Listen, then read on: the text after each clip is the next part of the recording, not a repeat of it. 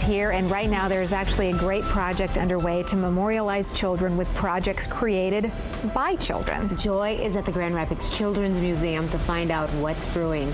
Good morning, Joy. Good morning, Terry and Rachel. You know, when it comes to children, this is definitely the place where they can learn through play. But right now, we're asking kids to learn in another way as well. Megan has come up with a project to share with the Grand Rapids Children's Museum that's really happening around the world. It is. I studied abroad in the Netherlands in 2010, and when I came back from that study abroad project, I heard about a project that the Holocaust Museum Houston was doing. They are collecting 1.5 million butterflies to honor the number of children that were lost in the Holocaust. And when I came back from my study abroad experience, I knew I really wanted the museum to participate somehow. And we decided to participate by being a collection site locally. So for the past year and a half we've been collecting butterflies, and we have collected over 3,000 at this point. And we will continue collecting butterflies through June 1st. And then we'll be mailing them down to the Holocaust Museum in Houston.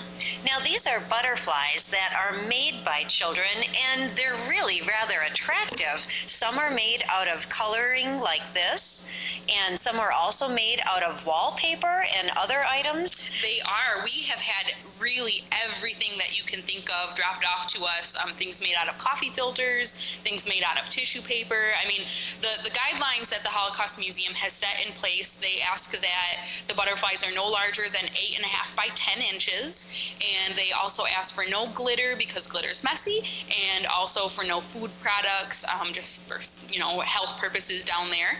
And other than that, it's very open-ended.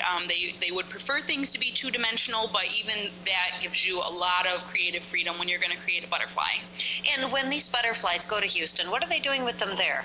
They are going to comprise a huge exhibit within their museum, 1.5 million of them, and the exhibit will be up in the spring of 2014. It would be really special to know that butterflies from West Michigan are going to be there, and that does, again, commemorate children lost in, of course, a horrible historic event. But it's a good way to remember during Memorial Day and to teach your children something. It's very true.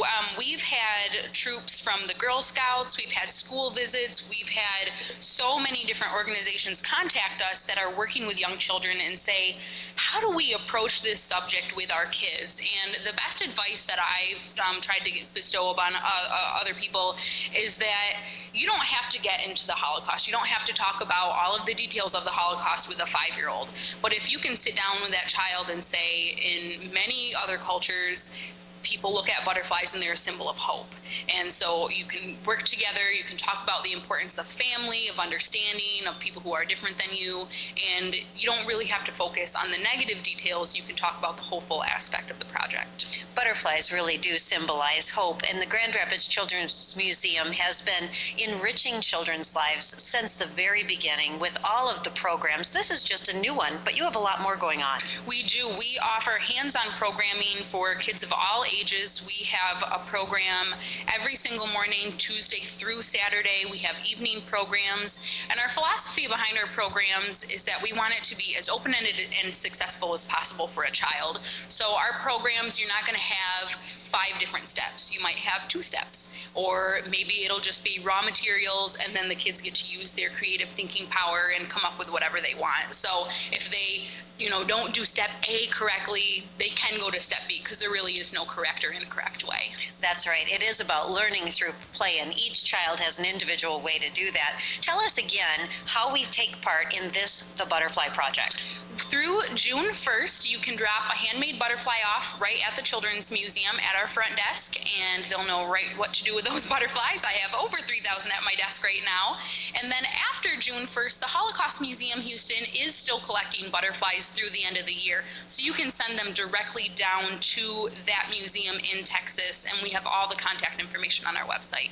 We're going to link all of that information on our 8 West page at woodtv.com as well. And we're always looking forward to coming back to the Children's Museum. But this Memorial Day weekend, make it a point to make a butterfly with a little one in your life and share wonderful memories and also hope. It's all about kids here at the Grand Rapids Children's Museum. Back to you.